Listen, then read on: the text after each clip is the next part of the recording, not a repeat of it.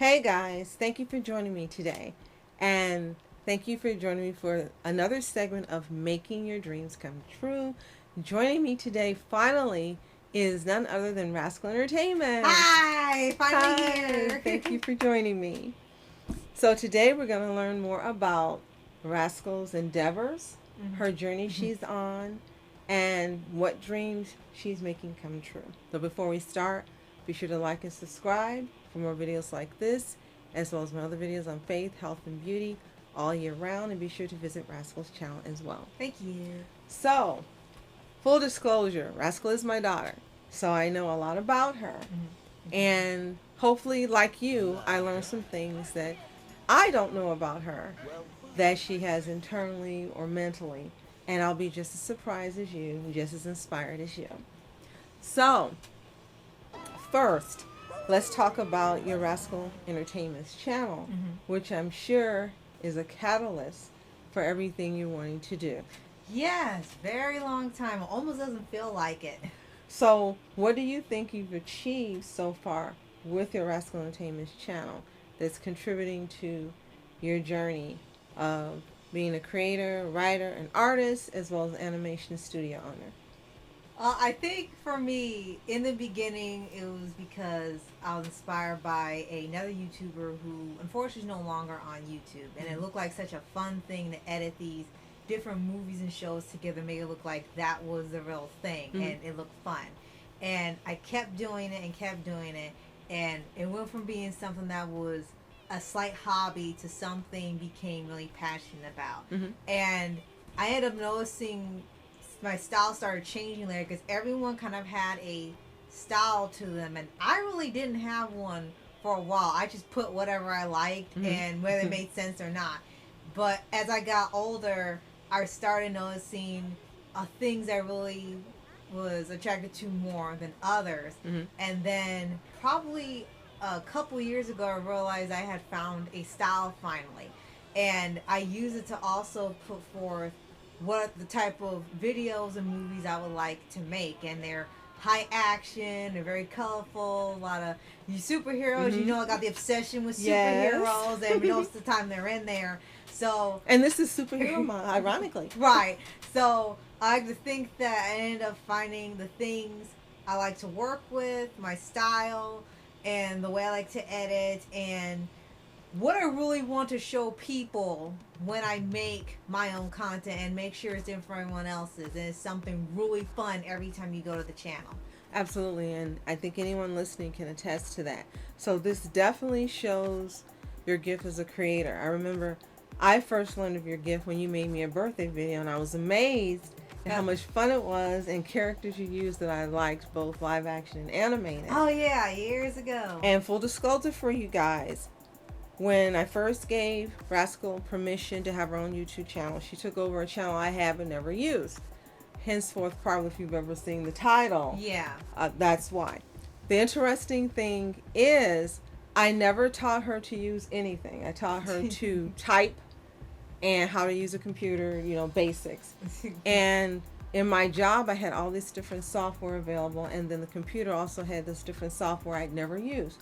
Well, she sat, like when she was 9, and she started going onto the computer and using the tutorials and teaching herself how to do everything. She taught herself how to edit, how to use all my programs and everything. She knew how to use things I didn't know how to use. And another full disclosure is everything that I've learned about how to use YouTube, make videos and everything, I've learned from Rascal. So definitely she's a creator. So with that being said, another part of your creating is your writing.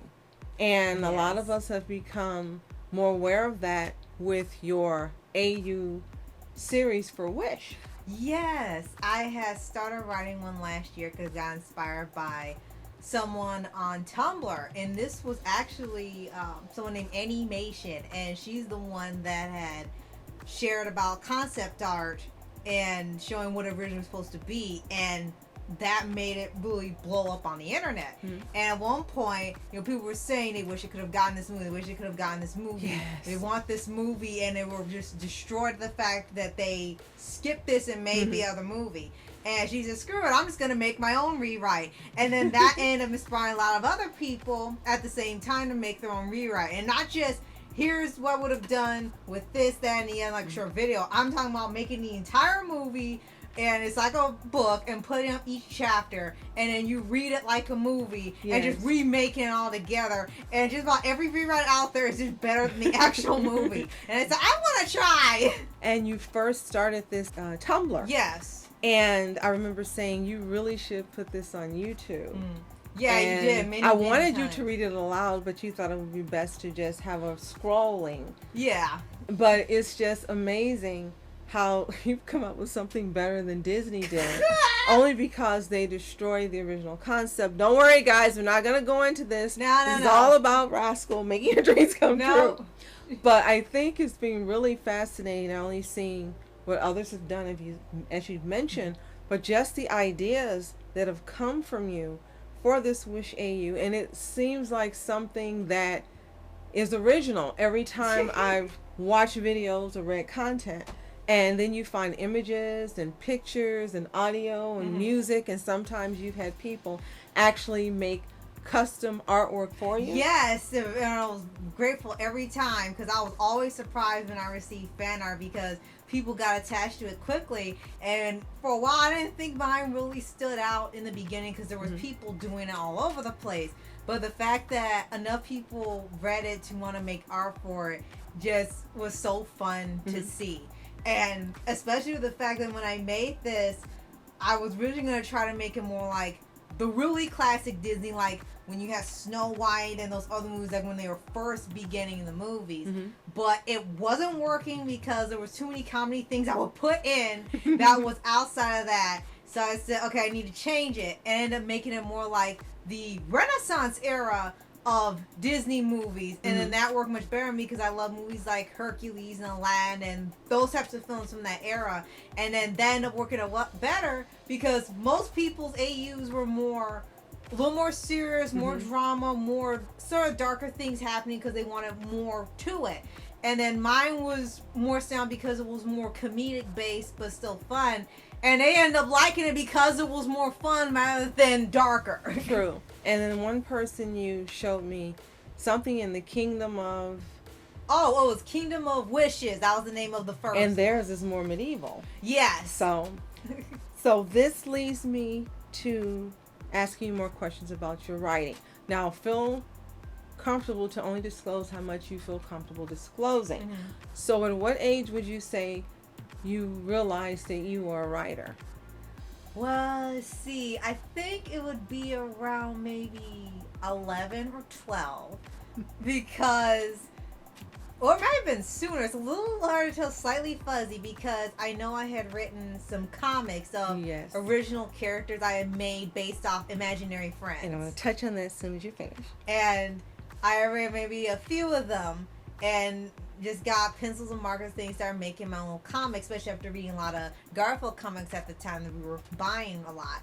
And I based off the characters from imaginary friends I had in my own little world, and then I put that into a little comic style, and I just made the comic and you just read it. That means they're living at Foster's now. Right.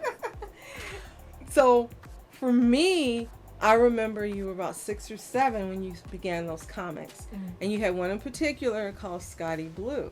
Yes. And I was so amazed at the comedy and the writing. You were a kid. And I was like, where did she get this knowledge for these jokes and this timing? And I still have all of them. And I encourage you publicly to put these out, because it will entertain children. So hopefully you will at some time. To me, that's when I saw your writing begin to develop. And then, as you said, when you got older, you actually started writing books. Yes, and I had one book. The very first one I wrote was called The Bully Guard. And this one came off from a few movies we were watching that were sort of knockoff films of something. And we noticed we were kind of tired of seeing kids be bullied in movies all the time just to have the conflict or to show they got the problems. Mm-hmm. And yes, we know that happens. Many kids go through bullying things in school. Mm-hmm. But for once, we were like, can you just have one story where there isn't a bully in there? They just have other problems that doesn't have to be with someone trying to beat them up, because it was getting really old. And eventually, God, what if you had somebody that protected you from the bullies and they didn't know? And Bully Guard became sort of a secret agent type book, long before Spy Family and stuff was even a thought. And I came up with characters that would be secret agents, but they were like former bullies. And then they worked with an organization and they would protect kids that couldn't defend themselves so they wouldn't grow up to be narrow-minded or lose the childhood or become bitter, and they would be safer at the school. Interesting idea. And I've been fortunate enough to be able to read your books for that series. So guys, look out for this. It's like nothing you've ever read. And thank you for sharing that much with us. Yes, the stuff's copywritten, guys. So yes. And I know you've written other books that I'm sure you don't want to share now, but I think what's most surprising to me is the different genres you comfortably write about that aren't even connected, and it amazes me how they flow, and there's a rapport, and they're entertaining, and to me they remind me of Artemis Fowl. Mm-hmm. You're writing them for teens, I think, and but so everybody can read them. Right, it will definitely appeal to all ages, not just teens, but those younger and those older. And it's just fascinating when I talk to anyone who's a writer or meet people who are writers or authors, and how you make these concepts and ideas that in your head come out in a tangible form on paper. Mm-hmm. It's just fascinating. Thank you. So, continuing with your writing, what do you hope to accomplish with your books when you decide to release them? The idea would be to show that there's lots of people with still creative ideas left out, whether it be writing or making shows and movies, because there's so many remakes and reboots and alterations to beloved stuff, and they ended up missing the point of their existence and wanting to make them into something else that the person doesn't like about them and wants them to appeal only to them. And the stories I make want to show just from the inspiration of all the things I've watched or read as a kid and even older. And a lot of times they're going to be superhero centric, but I like to show that there's so many things that you could do, because there's ideas there that could be used. Because I've had several titles like Full Moon Raccoon, which is a raccoon ninja. You got Super Zeros, which is the biggest one I've been wanting to do for a long time. And you share that information on Super Zeros on Tumblr. Yes, for sure. And basically, without going into a lot of detail, would be it's my own superhero movie, and we'll get into a series. Heck, it's a franchise at this point in my head, and just need to put it out. Yes, and I've read some of that, and again, I was like, oh wow, I can't wait to see this. So right now you should be seeing the posts she actually made on Tumblr. So you can pause it and read about it, and then you'll understand what Rascal's referring to. So now with that comes the artistry, and you are now starting to illustrate some of the works you've written. Yes. So when would you say you first realized you had a talent for art? Okay. Well, I can't give a specific age this time, but I know when I was a kid. You're such a little kid.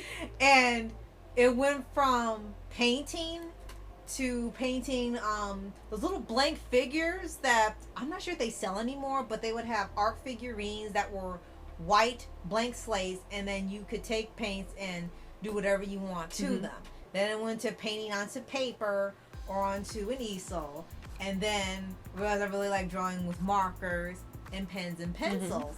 And then a lot of times I like drawing in pencils and then in the ink, because sometimes I can find errors in what I draw, and then I can easily fix it before putting it with the ink. And I become really comfortable with that because it's really easy to handle, and I want to show as much detail or color as possible, looking like there's way too much going on, but it looks like there's enough going into a character design or background rather than just throwing something there or being so hyper realistic that you can't tell what you're looking at. True. And you've shared a lot of your art on Tumblr as well, and you should be seeing some of that artwork come up now. And I've seen with each picture, you've gotten even better each time with the figures, I should say, that you're drawing, or the images. Oh, okay. And I'm like, wow. So I'm going to ask you about the artwork itself. Are there books that helped you, or websites, or what do you think helped contribute to your improvement in your artwork overall? It doesn't have to be just now, it can be when you're younger. What did you think helped you that could help others who are aspiring artists? I think a lot of it would be more so now online than books, because there are plenty of books out there you can get from the library and buy. But a lot of them, unfortunately... For free? Right. Some of them are slightly dated in terms of the information, because a lot of the times now people rely on digital stuff or putting the paper to digital, and you need more of that now than ever, because that's what people rely on to make and show things. For me, there's a lot of sources online. One of the biggest ones would be How to Think When You Draw, and they give you big books to order, or even have the tips and tricks online where they share every day on their social media platforms on how to draw certain things and what you're looking for in aspects and details in your own art style. And there will also be creators online that were maybe former artists of Disney and DreamWorks and others that give online courses, free tips, free courses, or paying courses depending on who you're going to, and sessions where you can learn to draw and the stuff they've learned. And lastly would be looking at a lot of referencing pictures is what I do for a lot of the characters I create or making art. And would be real life pictures sometimes, and other times it would be, I know what this character is based on, inspired by, so take pictures of those characters plus the real life things, and then combine that into the new character I want to create. Awesome. Now, I've seen you have a lot of posts for, is it How to Think When You Draw? Yes. They have a channel on X, correct? Yes, they do. And so I'll put that information in the link so you guys can go there. I know you have folders with a lot of sheets, I'm going to call them, where you've downloaded the information to help you. And I've seen a lot of posts, but I haven't seen any recently. Are they still there, or do you think they jumped to Blue Sky? It might be a mix, because a lot of people did do that. I think there's still some, but they might be retweeting older things to keep the activity going. And they might feel like Blue Sky or their official site may be more viable, especially when they need people to buy the books. Okay. Now I'm going to backtrack a little to your writing. Just as like with your art, have there been any sources you think have been helpful for you in learning to improve your writing skills? I know for a lot of writers it's just talent they're born with. But I also know that some also use outside sources to improve their writing and to expand what they're able to do. Have you found that to be true for you as well? Yes, in a lot of ways. Half of it is reading stories already written, whether now they're fiction or they're based on someone's life or they're things online and fan fiction. I think there's value in everyone's writing, even if you don't find it all that interesting or the book or story is bad. One thing I learned was that it said that, I think it was from Alan Moore, that it's a good thing to read stuff sometimes that isn't good, because it will teach you how not to write. And we've seen this example done time and time again. You learn from the mistakes of others, so you know not to make these, and you can apply this to your own writing. So it's a combination of that, and then reading books from favorite authors or favorite mangakas and favorite creators, and actually finding videos online from authors that give you writing tips. And there's some things you can take and leave, because sometimes every writing tip is different for each person. They may not see it the same way. And that's how I ended up getting the style. And especially the number one would be a quote where it said, everyone on Earth has a purpose, whether you can see it or not. And that's an approach I take when I write a cast of characters. Someone isn't just made there just to be existing and fill up a cast. Everyone should have a purpose in the story. Awesome. And that is so true. Hear that, guys? Everyone has a purpose, so do you. So, now that we've talked on those two things, I'm going to ask you, do you have a favorite author or authors? Okay, there's going to be way too many, so I'm going to just a few. How about the top three? Okay, I think what will be Owen Colfer for a regular novel format. Mm-hmm. Second will be Koi Horikoshi for a manga format. And then the third for the comic, I think it'd be a combination of Jack Kirby and, don't hate me for this, Ian Flynn, okay? If you're in that fandom, don't hate me, okay? This is about you and your choices. So you know Owen Colfer, I got introduced to him because of you through the Artemis Fowl books. And then you had me read everything he's ever written with you. And he truly is a gifted man. Absolutely gifted. Oh, right. Oh, wait, I can't forget. Of course, Dwayne McDuffie. How could I forget, though? This is the legend. Well, you didn't forget. We said top three, so we'll say top four. Okay.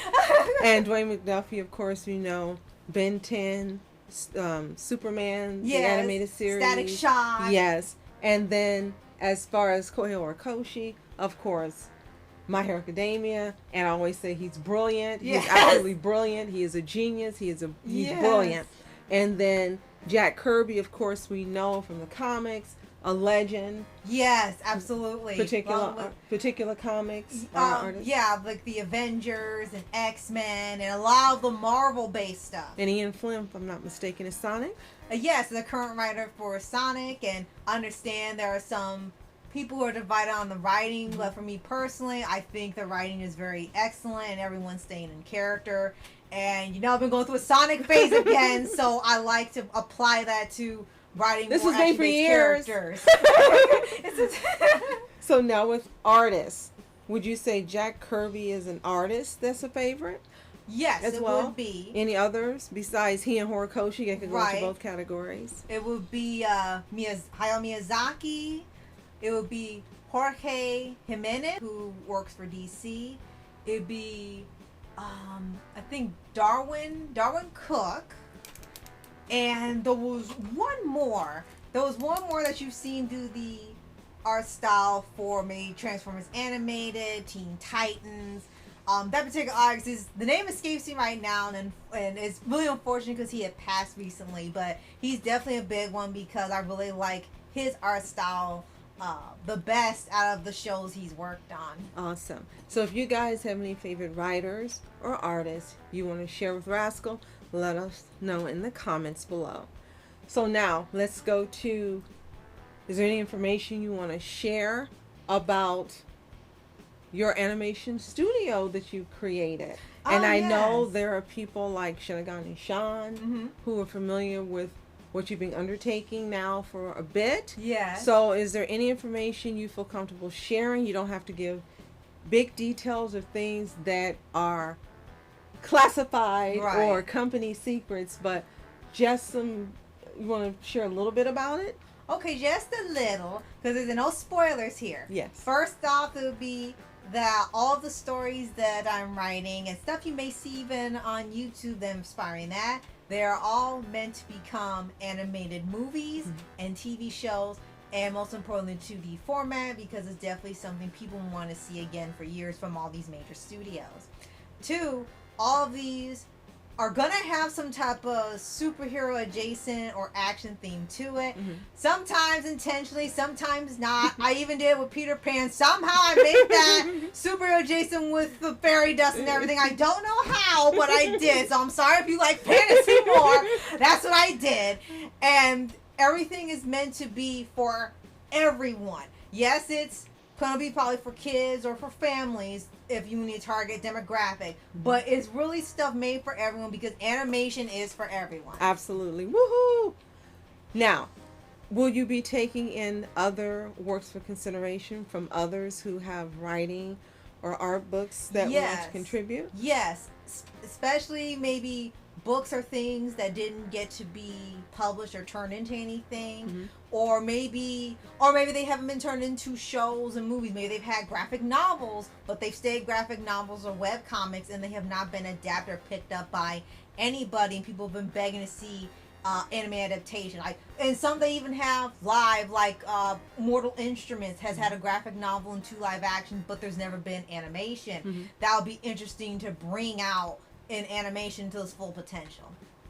And another question I can attach to that: do you think at some point you'll have mastery courses available for artistry and writing, and how to maybe publish your own works, to give others tips and help on how to do these things themselves as well? You know, that would be fun to do, because I actually had one person ask to show how I edit the videos, but because I did not have the program that films the work on screen, unfortunately I couldn't give it to them at the time. But yes, that will be something great to do, because you have so many people that are experts and masters that are still alive, and teaching newer generations that want to do these art style and make their own projects and want to know everything. And for me, I would like to teach ones who have fun with the things they're working on, not just trying to copy someone else. You can be inspired, you can still use it, but not just copy paste and put all a bunch of things together and mishmash, because then you're going to see, it's going to show when the character or the story doesn't stand out. It's just, I'm putting all the things I like together, and then that's it. Yeah. 2 more questions. 1, do you have any advice you'd like to give anyone listening, especially those younger than you who may be trepidatious about going out and getting started because they think because they're not experts or professionals that they shouldn't, or no one's going to believe in them? Just know, for Paul's Animation, Rascal Entertainments, and SOFHAB, we always believe in you. Right. So if you don't have anyone in for real life, like Bluey says, that you can go to, you can always know that we are supporting you and we believe in you. It would be, number one thing is that you have fun writing or drawing or creating what you're making, whether it be something short form or long form, and your world building, your universe or story, whatever it is. I think it would be the number one would be to have fun, because if you're not enjoying it and you're stressed out, and not because of a deadline, but you're feeling like this is more work than fun, trying to make things work, and I understand people have writer's block and stuff. I think it's because some people kind of put a little too much stress into it, and that's one way to kill any motivation you have to finish a story, aside from being away from it too long. Have fun with what you're writing, regardless of the genre. Even if you're writing something like horror, you should at least be having fun with what you're writing. Because if you're not having fun, by the time it is finished, you do finish it, the people who are watching or reading what you have aren't going to have fun either, because it looks like you just wanted it to be done and not be over your head. Okay. And lastly, for your Rascal Entertainments channel, are there any upcoming projects, arcs, or things coming out that you want to let us know about? And when can we expect the next segment of your AU? Oh, yes. Unfortunately, things got really busy, so I've been winding up on the chapter 4, The Wish Granny, for a while. I would like to say after Superhero Month, so maybe August, September should be the next chapter, because there's 5 out. Okay. As far as the Rascal Entertainments mashups, we have the finale of Rascal Tales, currently editing the 3-part finale. The first episode is almost done, and there'll be 2 more, and it'll be the conclusion to the series if we're getting to the spin-off with Underdog Files next year. And then as for the personal writings outside of the Wish AU, I already mentioned Bully Guard, you got Super Zeros, Peter Pan reimagining, where I really wanted to show the theme of childhood and growing up, and you mentioned having KG Tang voice Peter, yes, because I was thinking like that would be a perfect voice, and having this theme of the childhood and growing up, you can still hold on to it even when you grow up. And he's 15 and has this voice like, what? It's like MHA. I just think there's so much potential with that. Okay, well, besides the Rascal Tales, of course you have Superhero Month going. I would like to do more of the Marvel movies. Started the Baku Pool, which is the Deadpool spoof. We're supposed to be continuing that after the stuff is done for Rascal Tales. I'm going to go back to doing those spoofs I had started and finished, especially the Wish Granted AU. So it'll be the Baku Pool spoof. It would be maybe trailers of things I've had in line for a while for DreamWorks movies. Okay. And even getting a cast started for DC projects because there's so many characters in there I haven't casted yet. Awesome. So we're all going to be looking forward to seeing all this content. I know I am. So thank you so much for joining us. Of course, as I tell each and every one of you, I'm very proud of you. And again, Rascal Family, we all support each other. If there's any of you who would like to be featured in a segment, let me know in the comments. Yes, if you haven't already, and I know you probably have since you're listening, visit Rascal's channel, subscribe to her channel. She also has an X channel, Pinterest channel, and Tumblr. Yes. Her Tumblr's really huge with a lot of activity on there. I would say probably just from looking myself, you have a lot of activity on Tumblr just as much as on YouTube. So if you guys haven't visited there, you need to go ahead and follow, because a lot of times there's work that comes out on Tumblr that doesn't appear on YouTube. Would you agree? Yes, definitely. Especially it's a lot more based in artwork too. Yes. So good luck on your endeavors and your journey. We're looking for more great things from you and can't wait to see more on your artistry, your writing, and your animation studio as well. Yes, thank you. So thank you so much for joining us. I'm Julie. And I'm Rascal Entertainments. Continue to be happy, healthy, whole, and also one for my specials. And remember to have fun with everything you write. Have a toontastic day. See you next time.